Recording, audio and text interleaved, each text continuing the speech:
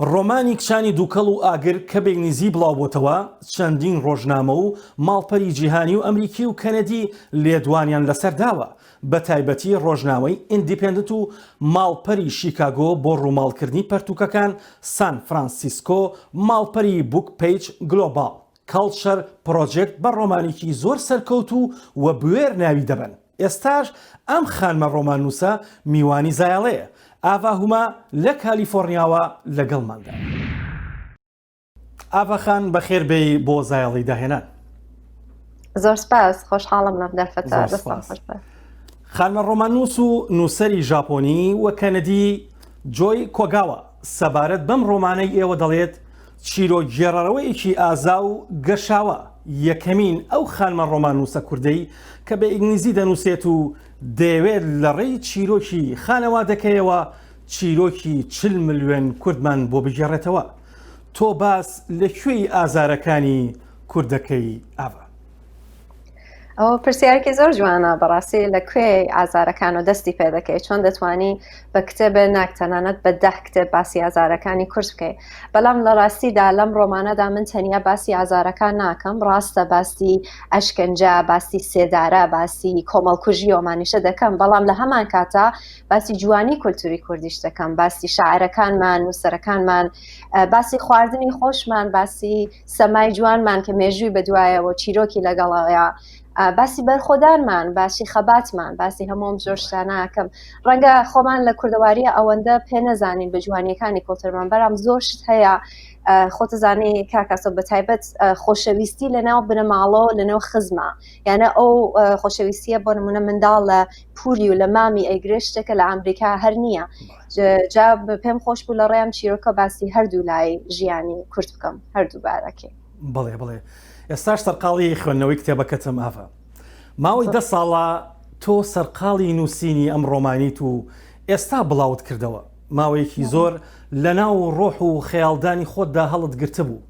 هۆکارەکەی چی بوو ئاوا؟ وڵای کاکەسۆ زۆر پێم خۆش بوو کە ئەم چیرۆکە دەنووسم. دەمزانی ڕەنگە زۆربەی ئەو کەسانە کە ئەم ڕۆمانە دەخوێننەوە لەوانەیە باری یەکەمیان بێ ڕۆمانە لەسەر ژیانی کورد دەخوێننەوە. باشە، جا پێم خۆش بوو کتێبێ بێت کە سەرنجڕاکێش بێ و بۆ ئەوە کە بگەێنم ئەم کتێبی خۆمە نووسینەکانم بە ئاستی ڕۆمانی جیهانی پێم وابوو دەبێت تۆژینەوەی زیاد بکەم، یعنی هەمووی ئەو ڕۆمانانە کە خەڵاتی ئامەگردووەتە لە ئەمریکا، ئەوروپا، ئوسترالیا، کانادا، هەموویان بە وردی دەخوێندەوە کە بزانم جیاوازی نێوان ڕۆمانی سەرنجڕاکێش و ڕۆمانی ئاسایی چییە، بۆ بیرم لەوە کردو کە من چۆن دەتوانم بە جوانترین شێوازێکە لە توانامایە بتوانم ئەم چیرۆکی کوردە بڵی هەڵمەوە کە وا بێ کە کەسێکم کتێبە دەخوێنێ تەنیاوانە بێ چیرۆکێک بخوێنە لەسەر کورد و تەوا بێ، بەڵکو بۆ ئەو ماوەیە کە خەریکیەوە خوێندنەسە بۆ هەر کاتژمێرێ ببێ بە کورد. زانێ یانێکی بۆ نمونە لە وەرزی بەهار کوردستان بۆنی دار و درەختەکانی چۆنە، سروشتی جوانی کوردستان چۆنە، ئازارەکانی کوردبوون چۆنە، شتێکی سینەماتیکیان بۆ دروستکەم. هەر بۆیە کاتی زۆرم لەسەری تەرخان کرد، چەندین بار پێیا چوومەوە دووبارەم نووسین کردووەوە بە هۆڵمدا هەر لاپەڕەیەک نا هەر ڕستەیەک و هەر وشەیەک بە وریایی هەڵبژێرم، هەر بۆیە کاتی زۆری برد. خانمە ڕۆژنامەنووس کارۆڵ شابین دەڵێت ئەم ڕۆمانەی ئاوا هوما لە هیچ ئەو ڕۆمانە ناچێت کە من تاکو ئێستاکە خوێندوومەتەوە. هەڵبەست ئامێز و ئازایانە نووسراوە. چیرۆکی سەرکەوتنی کۆشی خانمێکە لە پێنا و یەکسانی و سربەخۆیی و دادوەری کۆمەڵایەتیدا. چیرۆکی خۆشەویستێکی تواوەیە. ڕای تۆ چێ لەوبارەیە؟ زۆر سپاس بۆ نووسەرە کانادیەکان و ڕەخنەگیرەکان و هەمویان. زۆر خۆشحاڵم کە ئەم کتێبیانە بە کتێبێکی سەرنجڕاکشدانەوە باش ناسوویانە بە خوێنەرەکان. سپاس و پێزانینم. بڵێ ئاوا، خانمە ڕۆمانوس کارۆڵ جین گراندی خاوەنی چەندین ڕۆمانی سەرکەوتووە. لەبارەی ڕۆمانەکەی کچانی دووکەڵ و ئاگرەوە کە ڕۆمانەکەی ئێوێ دەڵێت لەش سووک و بەهێزە بە بێدەنگی لە نێوان وشەکاندا ڕەدووی خوێنەر دەکەوێت. دەتوانی باز لە ئەفسون و دنیابینی ئەم ڕۆمانە نوێتمان بۆ بکەیت؟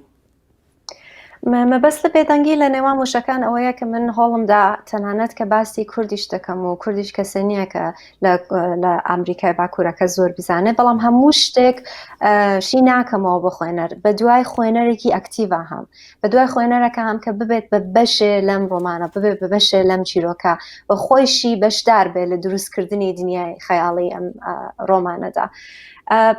هەوڵمدا پرسیاری قوڵ بخەمە بەر خوێنەر، هەوڵمدا خوێنەر بیر لەوە بکاتەوە لە خۆی پرسێ ئەمن لە چ دنیایەکە لە چ جیهانێکتا دەژیم کە تیا سەبارەت بە زۆر شتایەکی کە بەڕاستی گرنگیان نییە وەکو سەلەبریتیەکان یا زۆر شتی تر ئەوەندە ئەبیستم، بەڵام لەسەر ژیانی 40 ملیۆن کورد ئەوەندە کەمم بیستوە. بۆچی؟ ئەنە هەستمە بوو هێوامەوە بوو کە ئەم پرسیارانە خوێنەر لە خۆی بکە. بڵێ ئاڤە چەند سەختە نووسین و بڵاوکردنەوەی ڕۆمان بە زمانی ئینگلیزی لە ئەمریکا؟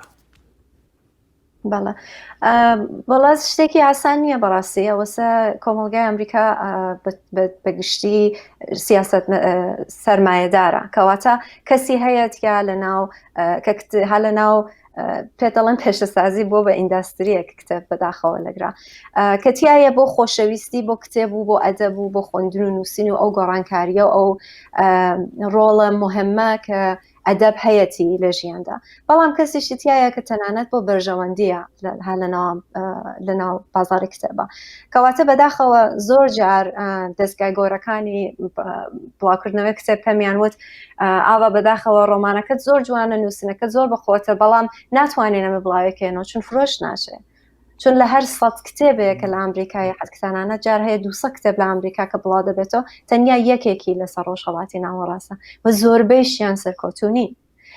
ئەمە ئەڵبەتە منم شتە لە دەستگاکان وەرناگرم بۆەوە ئەوانن کە بڕیار دەدەن کام کتێب ئەناسرێنرێ بە خوێنەر و شتیوە، بەڵام هیوادارم کوردەکان خۆیان دەستکەن بە پشتگیریکردنی جددی لە هونەرمەندان و نووسەرانیان، چون لەوانەتی ئەگەر کتێبی کچانی دووکەڵ و ئەگەر سەرکۆتوو بێ جارێکی تر کە نووسەرێکی کورد پێ وایە کتێبەکەی بناسێنێ بە خەڵک کەس پێ ناڵێ ئەو کتێبێکە لەسەر کورد بێ فرۆش ناچێ، ئێنەوە پشتگیریکردنە زۆر گرنگەکە دەنگی کورد زۆر بێتەوە، جا ئەو بۆ گرنگە کە دەنگی کورد زۆر بێتەوە کە چیرۆکی کورد زۆر بێتەوە، چون کاتێککە تۆ لە ڕێ ئەدەبۆ لەگەڵ مرۆڤەکانە پەیوەندی ساز دەکەی ئەوان ئێتر وەک سیاست مەدارەکانی کە هەموو شتێ بۆ بەرژەوەندی بێ مرۆڤایەتی بۆیان گرنگە کە خەڵک زۆر چێژ ببەن لە بەرهەمی کوردی. شارێکی دیگە کە هێرشەکرێتە سەر کورد ئەم ئەمریکایانە ئەنووسن نامە نووسن بۆ نوێنەرەکانیان لە پارلەمان لە کۆنگرۆ پیان دەڵێن ئەمانە ستاپیکەن، یانێ لە ڕێ ئەدەب و هۆنەرەوە ئەتوانی بەڕاستی زۆر شت لە سیاست و لە داهاتوی کۆمەلگای کووردا بگۆڕی.